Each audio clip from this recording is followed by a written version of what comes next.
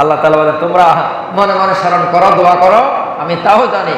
তুমি হাত তুলি দোয়া করো, সেটাও আমি জানি। তুমি মনে মনে দোয়া করো, আমি সেটাও জানি। তুমি প্রকাশ্যে করো, সেটাও আমি জানি। তুমি সেজদা গিয়ে সেজদার তসবিহ পড়ে তুমি আমাকে সেখানে ডাকো মনে মনে, সেটাও আমি জানি। সুবহানাল্লাহ, কান্না সবাই। এজন্য আল্লাহ তাআলা বলেন, ওয়াসজুদু ওয়াক্তারিব।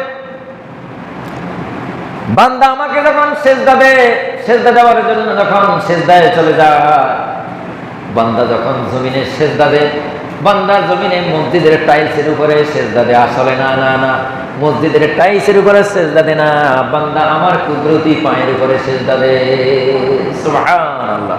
এজন্য আমরা টাইলসের উপরে সেজদা দিচ্ছি। আল্লাহ কয় না, ওয়াসজুদ ওয়াক্তারিব, বান্দা সেজদা দাও, আমার নিকট হয়ে যাও, আমার কাছে চলে আসো, তখন আমি তোমার হইব আর তুমি আমার হয়ে যাবা।